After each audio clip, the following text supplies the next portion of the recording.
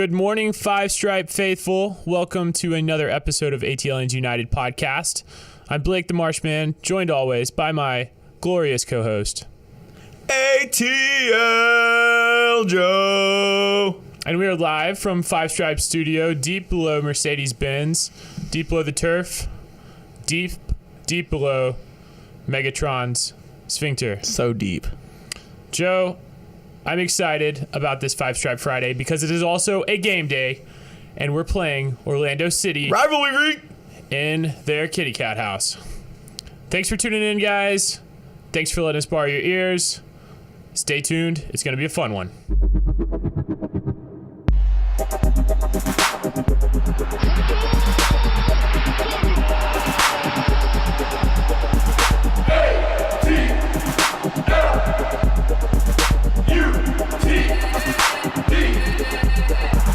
One second, big wall.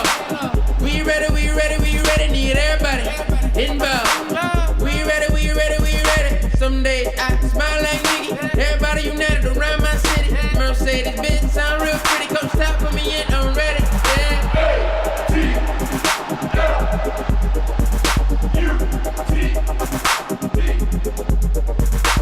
Guys, remember to give us 5 stripes, 5 stars. 5 stars for the Five Stripes? 5 stars for the 5 stripes. That'll work. Thanks for listening, guys. Thanks for tuning in each and every week to hear Joe and I ramble about everyone's favorite club. Hey, we got a lot of news going around Atlanta. I know it's game day. I know everyone is ready to get done with work. They're ready to get to the bar. They're ready to get to their watch party. They're ready to get to, well, I would suggest Brew House and Little Five, but they're ready to go and get behind the team. This is a beautiful Five Stripe Friday. It's rare that we ever have a game day Five Stripe Friday. So I expect everyone at work today to be wearing their Five Stripe gear, waving your Five Stripe flags, putting those little car flags on your car. Have you seen those around town, Joe? Yeah, I've got one on my own car. Five Stripe car flags. It's beautiful. It's taking over the city. Flags out. Scarves up. Let's win one tonight, guys. We also got Grant Park Summer Shade Festival. I love Grant Park. Great little community. Have you ever been to Summer Shade before, Joe? No, I haven't been to the Summer Shade Festival, and it's kind of sad because I lived in Grant Park for a little over a year. Yeah, I think Britt's band actually played there last year, our producer, and it's a really fun festival. So if you guys got some time, obviously we play on Friday all weekend. You're going to have lots of stuff to do around Atlanta after the game. We got some good soccer matches coming on over the weekend, but at the same time, I think it's a great time to get out in the city. Hopefully we have some good weather this weekend and really just enjoy Atlanta. Yeah, we also got German Beer Fest. Yeah. At Woodruff Park. Come out, you can go out and authentic German food and beers. Beers. It's kind of like every day at Der Beer Garden. I would actually have preferred them to hold this off for a couple weeks for the true start of Oktoberfest mid-September. You've actually been for Oktoberfest in Germany, right, Yeah, Joe? 2015. Went to Oktoberfest in Munich. That's a and if you haven't made that trek, I suggest, have you ever made that trek? No, that's a bucket list item is what I was about to say. You've got to go. I would love to get up there. Always starts mid-September and leads all the way up and ends the first week of October, first few days of October it ends, which is kind of ironic that it's not in October. Yeah, I mean, I've been to Helen, Georgia for their version of Oktoberfest, and I got one of the little Alpen hats, and I got a little pin that says Helen, Georgia Oktoberfest, but I feel like that was a very Americanized version of the holiday.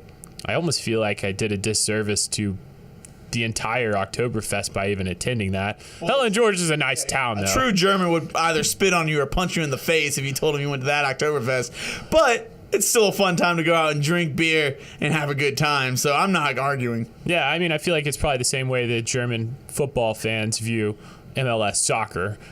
When we call it soccer, they'd probably like to punch you in the face. Maybe not spit on you. But I don't know if soccer is a really cool term over there in Germany. Well, I challenge any of them to take on Atlanta United, and I've got my money on my team. Wow. Any German team. Yes. Bayern Munich. Yes. Wow. That is borderline fandom mixed with delusion. I love it. I think we take Bayern Munich without a doubt. LGP became a dad on Tuesday night. This is big news because we have an academy system now So I say we just go ahead and funnel him directly into the Atlanta United Academy. Well, that would work if it was a him, but it's not. It's a girl. Dang it. I should have done my research. Babies are just babies to me. I really feel terrible. It's like baby. I always call babies its, and it's really a bad thing. I got to work on it. I got to make sure I know the gender, and then I recognize that moving forward. Hey, congratulations, LGP, and your lovely daughter, and maybe by the time she's of age to start playing in an academy, we will have an NWSL team in Atlanta, and then she could be a homegrown female player. Let's talk about babies a little more. Josef Martinez scored another goal this week, and after he scored, we'll get to more about Josef and his gamesmanship. He put the ball under his jersey like he was pregnant. Sometimes that symbolizes there's a baby on the way. Was he giving a shout out to LGP, or is Josef got a kid on the way? Oh man, I don't know. I think he was just putting the ball under it. He was just doing a new celebration. I don't know. I've seen that before in other leagues. Sometimes that might mean there's a baby on the way. If Josef Martinez has a son, then hopefully we could get him directly into the academy. Maybe that would be a better option. Well, I don't believe Josef Martinez is married last time I checked. So it's still not out of the realm of possibility that he has a kid on the way. But he doesn't have a wife, and a lot of times if you have a wife, that means that's the traditional steps. I don't know what I'm saying. Continue on. Yes. So, Josef, hopefully you're not having a child, I guess. But if you do, we'd love to get him in the academy system. But Josef is on record watch this week. He's killing it. That's the big story, the big news of the week. We got a chance to go into this Orlando game, and he can break records on records on records, many of which he sets himself.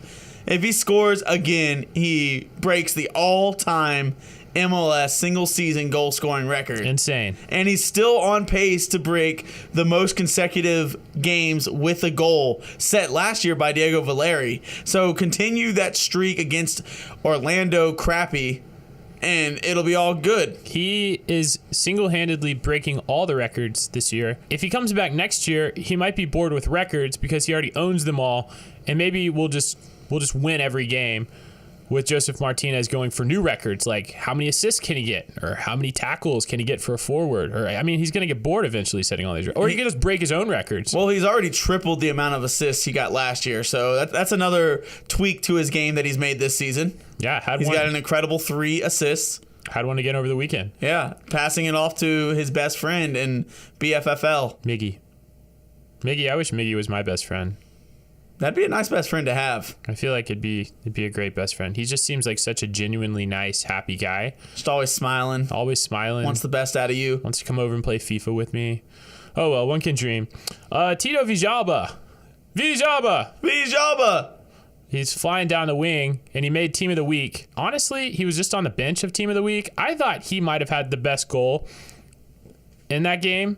It was a fantastic goal. It broke the deadlock. It put us up 2-1. It sent the supporters section into pandemonium.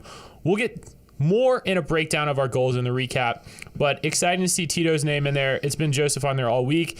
Tito battled injuries a little bit this year. It's just good to see him back. It looks like he's hitting top gear right when we need him. Yeah, and that's wonderful, especially heading into what the big news this week. We are in rivalry week, so we're playing Orlando City. You got the New York Red Bull faced off against New York City. Yeah. You got New York Red Bull is going to go on and carry on another tough game against DC United. You got El Trafico. We'll see Zlatan Ibrahimovic possibly rip off his shirt again. That'd be exciting.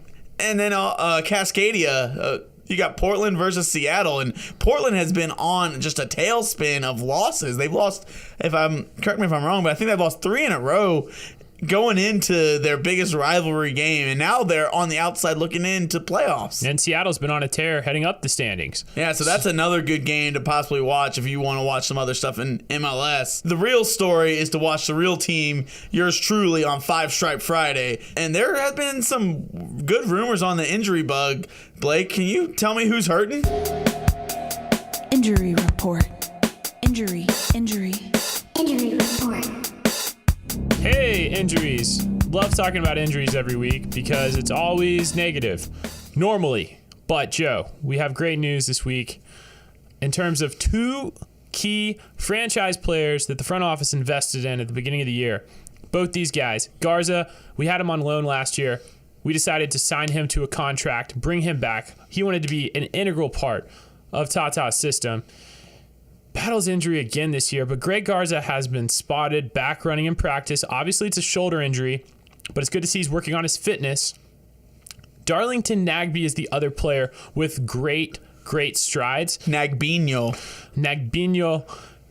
Darlington, we've missed you. I cannot wait to see him in the midfield, back healthy again, playing alongside some of our new acquisitions like Eric Remedi. And he is honestly on a really good track to return, definitely for the MLS playoffs. So, according to Tata Martino, this is from the AJC, Nagbe should, Garza could return by the MLS playoffs. So I think what he's saying is Nagbe should, unless he has a setback, return by the playoffs. Garza is a little bit more of a question mark.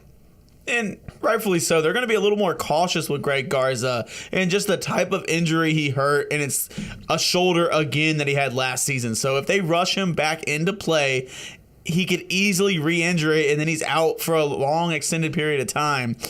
And there's going to be a lot of stuff. They're going to take it easy and take the cautious route with Garza, because if he re-injures it and he's out for playoffs, if we qualify for Champions League, which will get kicked off right away, then we're not going to have Garza. And that's kind of they're setting their sights high.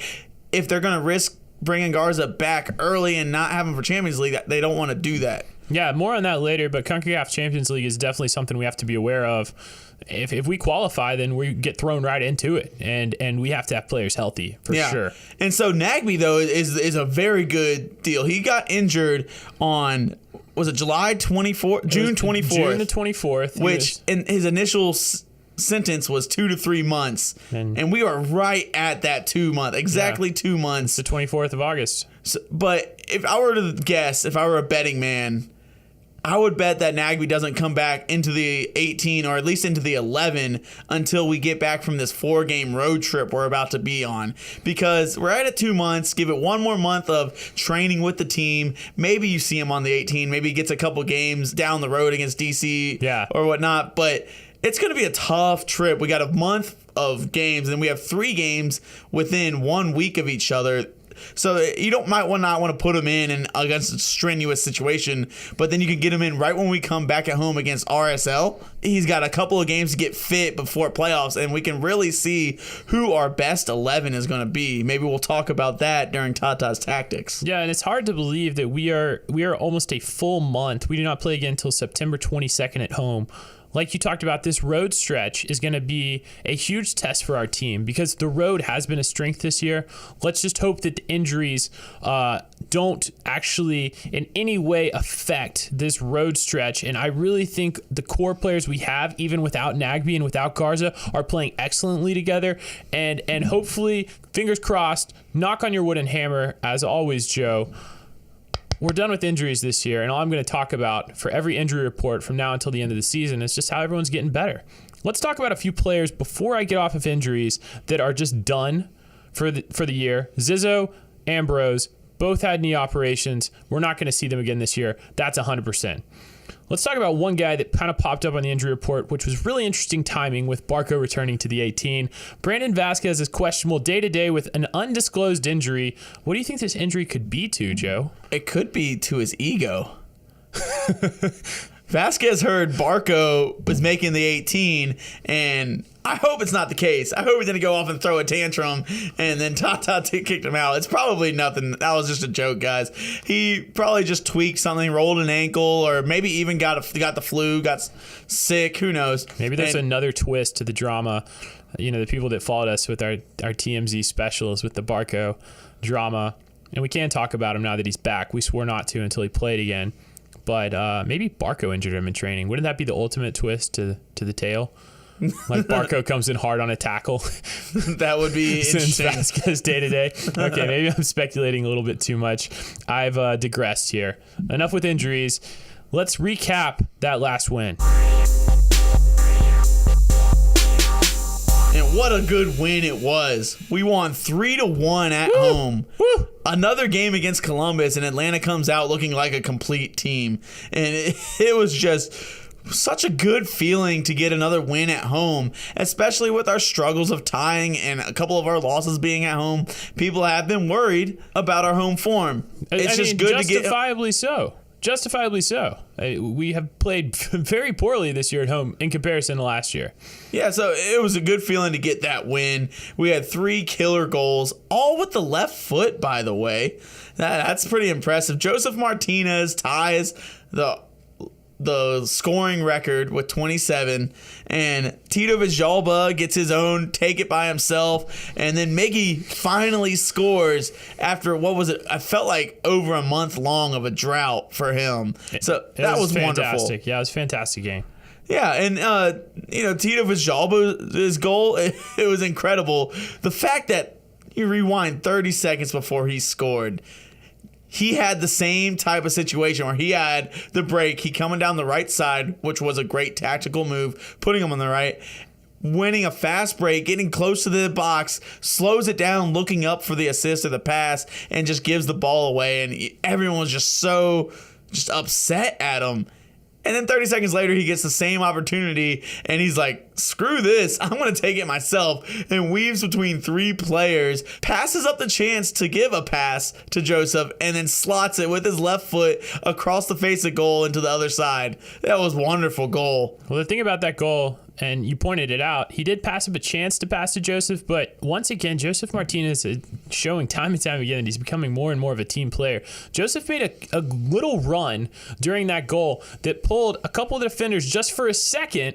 They laid off a Tito thinking that he might give the ball up. That allowed him to continue that run to the left. It got him the step he needed. He was able to put away a beautiful finish with the left foot right into the corner. You couldn't have drawn it up any better. He was running at just a perfect diagonal angle down the field.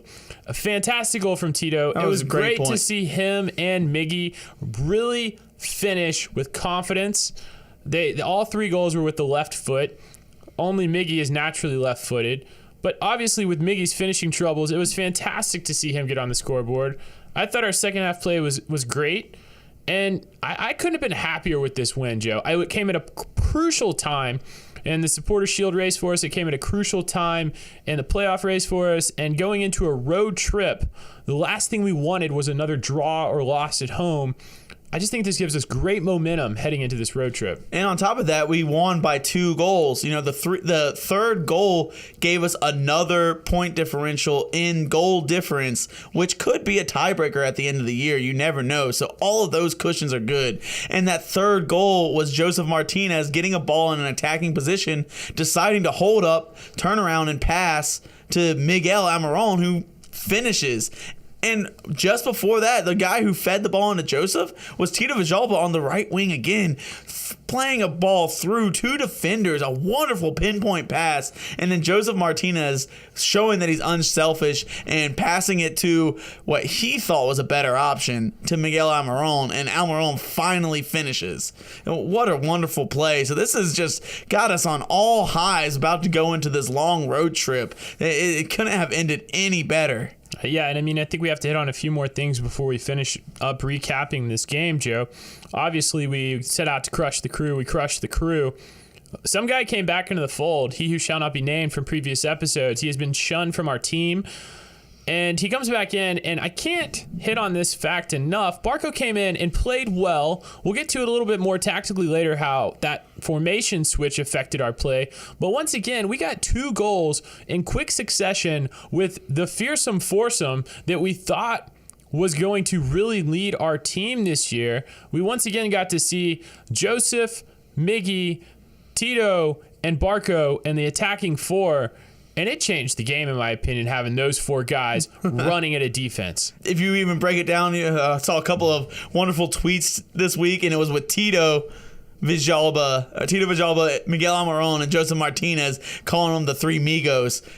And that would be awesome if we could go ahead and get a chant based off a Migos song and then start doing it based on our 3 Migos of our own. You think we could do something off of like Bad and Bougie? Red, Black, and Bougie? Keep going. Scoring goals with my bootsy. Yeah, keep going. I cook my wins in the bins. All right, I'm gonna stop We're right gonna there. work on Maybe it. we'll go work on it, write We're it better down, at chants come back than, with a better chant. Yeah, I'm not much of a hip hop artist. Sorry to put you on the spot. It was just a little bit of fun. Hip hop artist. Yeah, but Barco came back with his first appearance, and he takes off Gressel, who Gressel had the assist earlier in the game. Mm-hmm. Wonderful play by Gressel. Yeah, Gressel proving his versatility once again. Gresselmania, always playing well. I still think he is such a versatile player. He literally could play anywhere on the field except for goalie and center back. I really believe that. Maybe striker. But I would slot Gressel anywhere on the field. I'd put him in the midfield. I'd put him on the wing. I think he can play defensive back. He's proven it as a right wing back in that 3-back formation. So I honestly think Gressel is the Swiss Army knife of our team. He's the most versatile player without a doubt. And speaking of versatile players and underrated players, Eric Remetti coming in. This guy is playing out of his mind. He's killing it. Yeah, that's great. I can't argue with you at all during both those points. Gressel is totally the utility knife on our team, and we could put him in any spot. But this signing of Eric Remetti has been amazing. He's come in. He's looking like my favorite player from last year, old Carmona. And he looks just like a younger, possibly, this is a tough point for me to say better player, but he's right there, equal level. And the fact that he's younger and has room to grow, he could easily grow into be a better player than old Carmona. So this is such a good signing. I'm really excited to possibly see the Remetti and Nagbino versatility between the two of them. I think that's going to be a wonderful connection. And just the depth that we're going to have once we get these players back into the fold. The fact that you can rest Lorenowitz, or even if Remetti needs a little break and is being pushed into action, put him in there. And Nagbe, if he's getting tired coming back from injury, there's a triple rotation, and all three of those guys can kind of play the same positions. It's wonderful. It's not a bad problem to have at all. Yeah, the only weak part right now would be our left and right back situation. But with the depth in our midfield, we can kind of shift and tweak our lineup, put 3 in the back, 4 in the back, and kind of go with the flow, and maybe even try Gressel in different positions like right back. Yeah. It's a wonderful thing to have. Yeah. So this was just a wonderful week. Wonderful game. Let's talk about, really briefly, before we move on, the Mad Hatter Tifo was fantastic. So props. I'm not sure the artist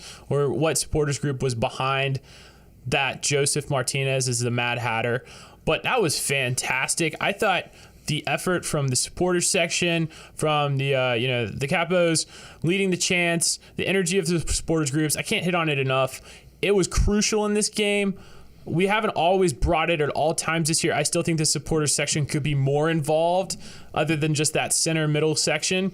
But the flags were flying, the fans were into the game, and I think that second half wave was spurred on by our fan support. So thank you to all the Five Stripe faithful that were there. Thank you for everyone yelling behind your TV if you weren't there. I really think we helped the team push through and get over the hump this game, breaking that 1-1 deadlock. So big shout out to number 17. As always, Joe. This is a great time for Atlanta United. I need a beer. Beer of the week! Every week. And this week, I'm dedicating this beer to Ezekiel Barco finally getting back into our lineup. I don't care what you did in the past. The past is the past. Now it's time to help Atlanta United win some trophies, win some silverware. And we got you a beer this week. It's called Whatever Floats Your Boat. Hazy River IPL. Whatever floats your Barco. Yeah. I don't know how that translates in Spanish, but I'm going to give it a shot. Lo que flote tu barco. Beautiful. As always, thank you to our Spanish listeners, and thank you to Joe for translating. This is a brewery out of Sandy Springs, Georgia. Pontoon Brewing. This is an IPL, Hazy River. It's shoot the hooch time of year, and the Chattahoochee's getting more and more hazy. So I guess you guys could grab one of these flowing down the river too. Let's spike it in, Joe. Let's spike it in for you, Barco. Get us a goal this week. ATL. We got another Joe. popper. That's great. But popped it home. That's it's great. an IPL, which would be an India Pale Lager. It's Yeah. a little different style than that IPA or a pale ale. Yeah. This is a really tasty beer. It's a nice smooth drink as well, and it's the last one that we might be able to do for Float the Hooch season, as it's transitioning into September and getting closer to possibly doing some Oktoberfest beers. And it's a wonderful transition to go from the hoppy or the fruity into kind of a relaxed lager, a beer that you could drink all day long. Another great tailgating beer if you're looking for something that you can crush multiple beers before you go into the game. Yeah, and this is honestly, this place didn't break ground on, brick and mortar facility until late 2016. They just opened up their doors in December of 2017. So Pontoon Brewing, didn't really open up in Sandy Springs until this January. You guys go check out this brewery. I've personally never been there. I want to go after trying this beer. They got some great beers. Looks like they got some great people behind the beer. And it's always cool if you get on their website, pontoonbrewing.com, to check out the stories of the people. So if you guys love beer, love hearing about the people that make it, love keeping it local, Pontoon Brewing, check them out. We're going to keep drinking this IPL. Joe, I think everyone on this Five Stripe Friday is tired of talking about the past. You mentioned that Barco has to let the past be the past. Let's talk about the future. Let's get hyped for tonight. It's time for the Orlando City Preview. Orlandfill City Preview. That's right. We're going back to the Orlandfill, where everyone in the city loves to fill their stadium with trash. Throw it on the field. Trash. Trashlando in Orlandfill. That should actually be what they rename their stadium. Thank you, fans, for attending tonight's game in Trashlando here at, the home of Mickey Mouse and trash. Upon exiting after another loss to yet Atlanta United, please throw all your trash onto the field in rage. And then maybe Mickey Mouse will come out in some Zamboni-like cleaning device, driving around on their field, picking up all their trash. Maybe they except could for Mickey recycle it. Mouse will throw off his head and it'll be Will Johnson, and he won't be able to get the head off that much because his head's about to explode from yelling at a ref for a fake foul anyways. And I digress. Yeah, we've been digressing for quite a while. We're really excited about the game tonight. We're not putting our words together quite as well as we would want to. But at the same time, we're headed back to Trashlando. We're playing them on a Friday night. Last time we played in Orlando on a Friday night, we all remember it. Tito Vijaba, the Lion Tamer, scored arguably our best goal in our club's history. At the end, the dying ember of the game in a 0-0 draw, Tito strikes. The strike heard round Disney World. The strike heard all the way back to the A. And I've never seen bars in Atlanta lose it more than when that goal went in. It was incredible, and I can't wait to see another strike like that. And it's rivalry week. But now everyone's begging, after we forced this rivalry upon ourselves against Orlando, it's just really even a rivalry. The fact that Atlanta has beaten them every time they play in Orlando, and Orlando has yet to even demolish that record. It's not really working out for them. What do you think, Blake? I think that rivalries can exist without one team winning. I think it just creates a little bit more bitterness. At the same time, you have to admit, Orlando's pushed us to our limits in several games we've played. We've drawn them several times. We haven't just beat them every single game we've played Orlando. And their fans and their players get fired up for this one. I am nervous about this game because it's a big game. It's ESPN. It's a Friday night. The whole world's going to be watching. This is the MLS game of the night. And everyone's going into it saying, oh, just write it off. Atlanta's already won. So I think we need to go into it, not make a mockery of Orlando until we beat them again. Then we can mock them. Then we can joke about it not being a rivalry. Let's finish them off for the second straight year, get through 2 years of existence without losing to Orlando. And then I think at that point, we can say, maybe year 3, this isn't a rivalry. Maybe you guys should, find a new rival. I hear Miami's getting a team. Yeah, well, I don't know about this, Blake. I am feeling ultimately and very confident in this game. I have no doubt in my mind that Atlanta is going to go into Orlando and get 3 points. Wow. I don't even care about your superstitions or anything. It's going to happen. They've got Yoshi Yatun, who's been one of their backbones when he's playing on their team. He's not playing this week. They're missing Higuain as well. They are not looking like they're a team that can even put up points when they've got those. Or I said Higuain, I meant Higuaita. But they're a team that's just not putting it together all season. So interestingly enough, and this is just hilarious to me, Orlando has, since they come into the league, consecutively dropped points each year and has gotten worse and worse and worse. Because they started in 2015 as a franchise team. Yeah. And they put up a solid, respectable 44 points and still missed the playoffs. The next year got a little worse, going 41. And then last year, when they started off so strong and hot, thinking they were going to be a good team, just fell off the rails with a 39 points. What are they on pace for this year, Joe? So it's incredible right now. They're at a low 20s points at the moment. They're on pace to only reach 33 points. And that's if they can somehow manage to average 1 point a game for here on out. It blows my mind. It's really pathetic, but the fact that it's Trash Lando is hilarious to me. The funniest thing about playing Orlando, and the fact that obviously we kind of fabricated this rivalry, our front office egged it on.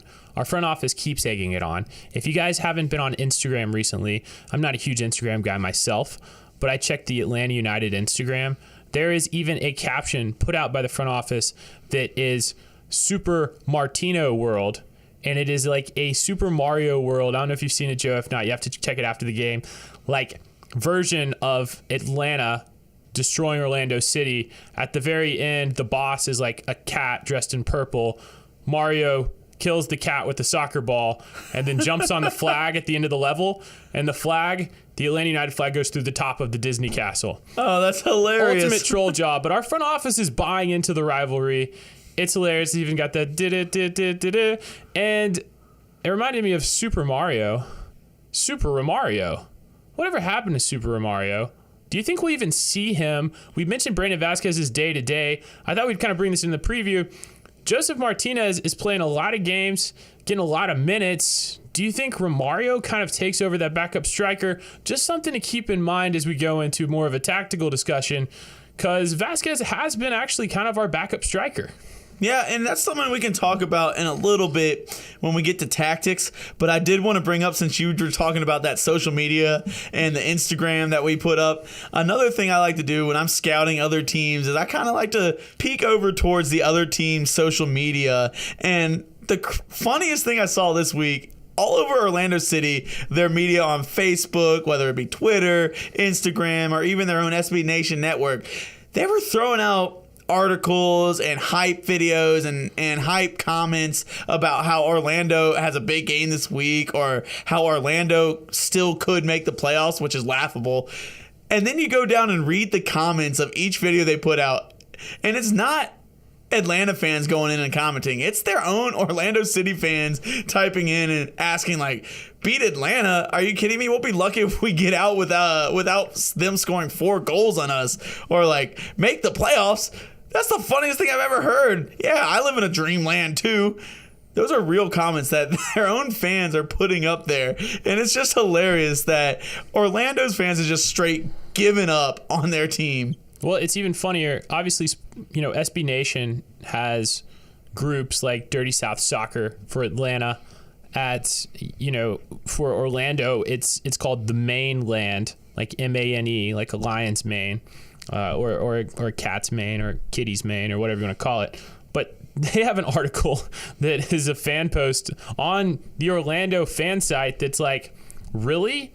People are saying we still have a chance at the playoffs? That's the title. This is an article. This isn't just a random Twitter or Instagram post. This is like an official article saying that it's pretty much impossible for Orlando to make the playoffs. They don't know what people are talking about.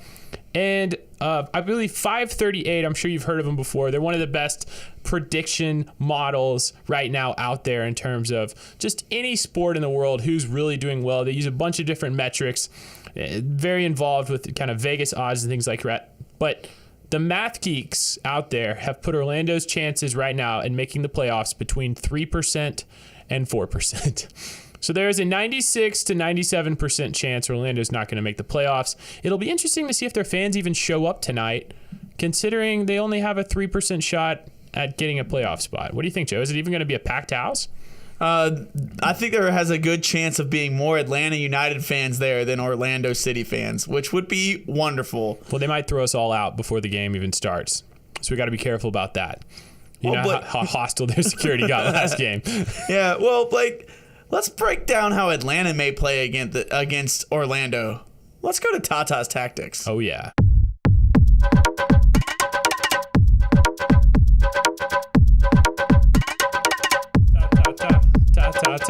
Really quick, Joe, before we get into a tactical debate about Orlando versus the Five Stripes, I wanted to hit on a special section, and this is a shout out to anyone on the Atlanta United subreddit. I know we have a lot of listeners from there. I check it frequently just to catch up on the different sources of Atlanta United news. There was a fantastic breakdown today of our jersey form. A lot of debate out there about, well, King Peach. Are we pushing King Peach because we're just trying to get more jersey sales? Why do we keep using the King Peach jersey at home? Which I'll go on the record and say I disagree with. I think we should wear the home jersey at home and the road jersey on the road, unless it's just totally conflicting colors. Here's some interesting stats for you. 5 wins, 2 losses, and 5 draws in our 5-stripe home jersey. We have 9 wins, 2 losses, and only 1 draw in the King Peach.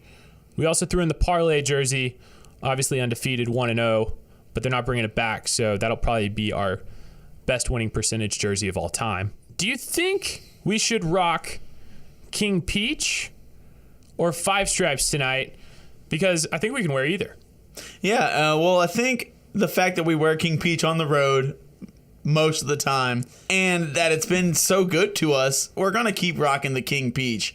And it may play hand in hand that our road form has been incredible this season. All season long, we've been one of the toughest teams on the road to face. And King Peach jerseys, is there a coincidence there or not? I mean, this guy even broke it down. They even broke it down into goal diff. Like, we have a plus 14 goal differential with the King Peach jerseys. There's only a plus 8 goal differential with 5 stripes, plus 2 goal differential with parlay. But what I'm getting at, stay hot with the King Peach. Like, I mean, I'm kind of a superstitious guy. I've already hit on, a little bit of my superstitious tendencies when it comes to game day in previous episodes. So I say we got to rock the King Peach until we lose. We're going on this road stretch.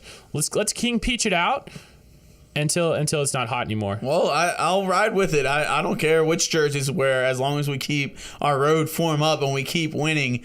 And the fact that we're coming back into form, I believe it's 6 games without a loss.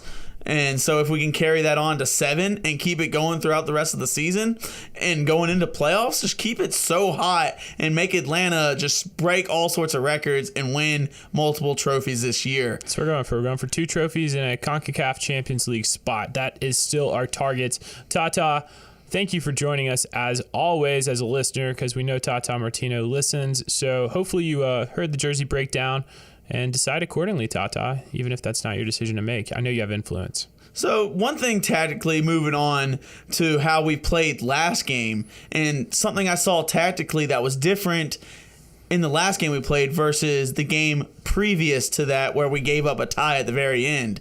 And something that was talked about is time wasting and the fact that we've had very tough times closing out games here and there during the games that we've tied, the games that we've lost. We've had leads in those games, and we've had tough time closing it out. A lot of last minute goals. And it seemed like Tata Martino had a point of emphasis. He even had mentioned subtly in a news conference about the fact that he wants his guys to be smarter and tactical about wasting time at the end of games when we have the lead. And I thought we did a good job about this, even though it's tough to watch that sometimes if you don't do it right. But we saw Brad Guzan get a silly yellow card for wasting time kicking a goal kick. But it took him 30 seconds to kick the ball. Then they gave him a yellow card. And then he took another, it took 12 seconds to give the yellow card. And then he kicked the ball right away. But we wasted time. And then Barco goes down hurt. quote unquote hurt, and rolls around, drags it out. We had a throw in. It took us another 40 seconds to throw it in, and we really stalled the game out and threw the rhythm off of Columbus during that game. And honestly, if it's bad to watch, if we're up by 1 or 2 goals with 5 minutes to go, I want us to stall the game, and it's very much a South American tactic that has been employed. But not only South American, European teams do it too. It's just something to throw out there to help us get the points that we need. I think there's 2 sides of the sport, and I think first and foremost, and this gets brought up every major international tournament, this is a miniature rant. There are 2 kinds of ways that soccer or football teams around the globe are judged, Joe. One is style, and the other is results. And I think the teams that are most successful find a way to combine the 2. I think Brazil, historically, is a perfect example of combining style and flair because they're fantastic to watch. Obviously, incredibly skilled players all the time, coming from that South American side of what you talked about. But they also know how to win ugly, if you will, near the end of the game, ride a game out, maybe embellish a foul or 2, play on the dark art side of the game, and make sure that they get the 3 points. I think some teams play with a lot of flair, but maybe they don't back off at the end and kill the game out like they should. And then I think there's also some very direct teams that you see, like maybe like Iceland or Sweden in this year's previous World Cup, where they're just straight results, or Russia even, when they knocked out Spain. They'll let you have all the flair, the ball the whole time, and they just care about getting the points, and then they're just going to clear it every time they get the ball. I would like to see us employ that hybrid style of the most successful teams historically, of playing with our flair, playing our genuine attacking style, playing really attractive football, if you will, to just watch. But then if we're up a goal or 2 at the end, yeah, let's waste some time. Let's kick it 20 rows high. Let's get a yellow card for time wasting. Everyone else does it. We boo them. But fine, let some other fans boo us. That's fine. Let's win the game. Let's get the 3 points. Let's keep the ultimate goal in mind. We don't have to play attractive attacking football for all 90 minutes. If we play 88, I've gotten my fix. For that 2 minutes, if you just want to ride it out, let's kill the game off. Blake, you hit the golden spike right on the head there, and we're in total agreement over this. So we got a game coming up against Orlando, and we've kind of employed the same lineup a couple games in a row here. Do you think we stick to the 4 in the back, and do we have Tito Villalba and Gresselmania flanking each other with Villalba starting on the left side again? Or do you think we bring Barco back into the game now that he's made his debut and it looks like he's back from suspension? I think that Tata has to look at this, and Tata, we know you're listening. You have to ask yourself who has practiced well. We're having a pretty quick turnaround. So we had a Sunday afternoon/night game. It's Friday, and we've had, Monday, Tuesday, Wednesday, Thursday to recover. It's a 4-day recovery. Not the shortest recovery, but a professional soccer player should be able to handle it. I think your guys that are getting up there in age, you might have to ask the question, is it time we rested Larry? Is it time that we tried a Remedy, Gressel, Almiron midfield? Because I think it could work excellently. Bring Barco back into the fold and bring that fearsome foursome back up at that kind of front 4 attacking positions with Almiron, obviously the best player in the MLS, possibly of all time, Josef Martinez, having a season to remember. And then flank it. Tito's looked better on the right wing. I know he can play inverted, but he looked dangerous from the right wing. Bring Barco back in on the left and just let these guys run at Orlando for 90 minutes. Like, that's a very interesting lineup, and I didn't even think of that myself. But the fact that you said, and it might be time to start rotating the older guys. Remember, Parkhurst last year got hurt right at the end of the year, and he was bad for playoffs. He didn't start in the playoff game. Yeah. So the fact that we have a chance to maybe move Gressel into the middle like he's played before and That's move Remedy Swiss Army back, knife. that's wonderful.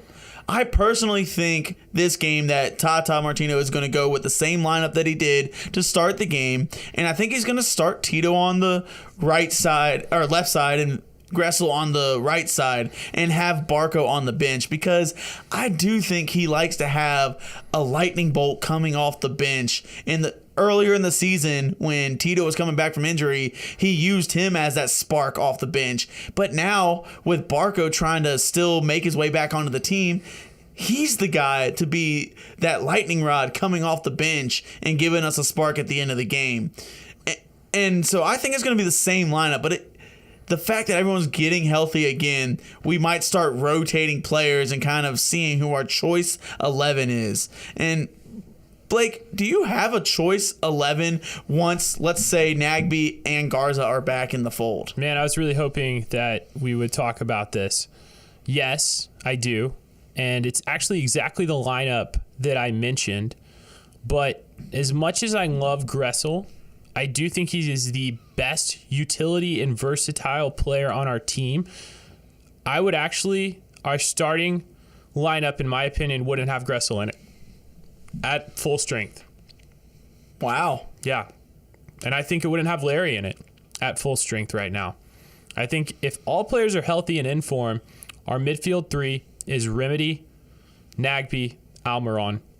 Our front three, Barco, Tito, and obviously up top, Josef. And then I think our strongest back four would be Escobar at right back, Garza at left back, Parkey, LGP, Brad the Wall in goal. If we started that in a playoff game, I don't think there's a weak spot on the field. I think we would just absolutely massacre them. If we need to bring in some veteran and some utility players late, I can't think of two better bench players out there that I would rather have on my bench if I'm Tata Martino than having Gresselmania. Literally, where do we need a player? Like I said earlier in the show, you can put him anywhere. If we need a wing sub, we could sub in Gressel. If we need a defensive sub, we could potentially sub in Gressel. Need a midfield sub, we could sub in Gressel. He'd be first off the bench. And Blake, again, you're hitting the golden spike on the head. I love that lineup. On top of that, it gives you a bench player if we're trying to close out the game. You can bring on Jeff Lorenowitz, exactly, who has been one of our most solid defensive midfielders and just defensive players all around since we've had a club. So there's two wonderful players. And then you have the all-important Kevin Kratz, who's been a sub and it's just contractually obligated to come off the bench and score a free kick in a big game. So there's three wonderful subs. On top of that, you got a couple of other guys that are still trying to prove himself, and you still got, he's one of our own, Andrew Carlton, in there ready to just eager to get in the game and make a difference. I think if we are at full strength, we've built excellent depth this year, and I can't wait to see what our team looks like at full strength. Like I said, knock on your wooden hammer, injury bug stays away for the rest of the year, and we get to see this team rolling into playoffs, hopefully with the Supporters Shield trophy in hand. And let's talk about the Supporters Shield for a little while here, Joe. Obviously, we've talked about rivalry week. Let's talk about our two main rivals, New York and New York.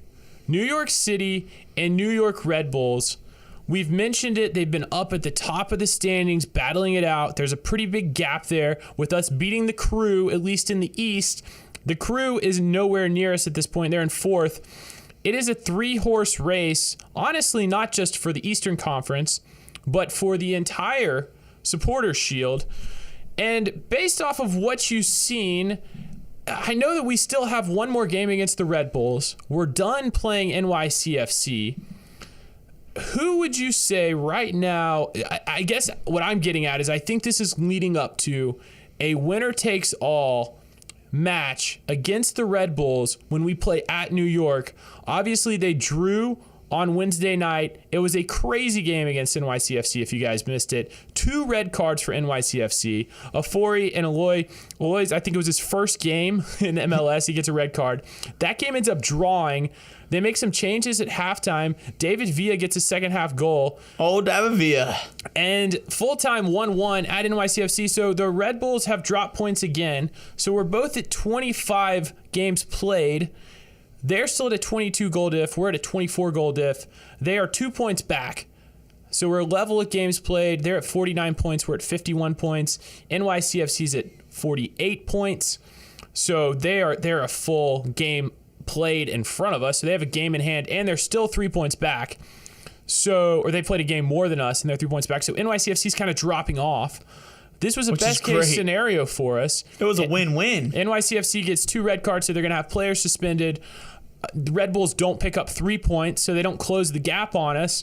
And now the Red Bulls have a really tough trip coming up where they could drop more points because they're playing the red hot team from our capital. DC United has been on fire.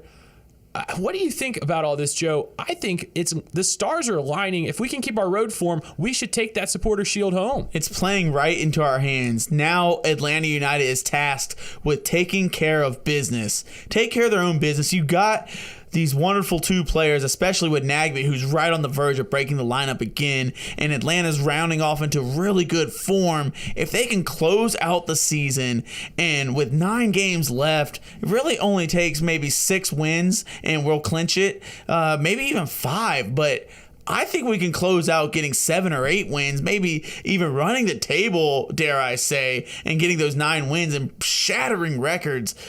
But all we have to do is take care of business, beat the teams we're better than, and then go into New York with a chance at really clinching the series, clinching the shield with a couple games to go. So this is wonderful news. And then on top of all of that, with New York City faltering as of late and falling off the standings, and everyone, or a lot of people know, the CONCACAF Champions League is that aggregate, that final spot is the aggregate of 2017 and 18. Yeah. And we just jumped, I believe it's 4 points clear of New York City with 9 games to go. If we can keep our distance between New York City, we will be playing international soccer. We will have a chance at winning the Supporters Shield, and we can go and win the crapshoot of the MLS playoffs. This is what we built the team for, and I am so excited, ready to drink a beer with my Five Stripes faithful, and I might do as I always do if Atlanta. It's Friday. It's rowdy. It's time to take your shirt off and get party time. It's party time. Five Stripe faithful. Happy Five Stripe Friday. Let's go into Trashlando, take care of business in Disney World. We're gonna have fun watching with you guys tonight. Wherever you're watching, let's have a good time. Thanks for tuning in. Cheers, Joe. Five Stripes don't stop.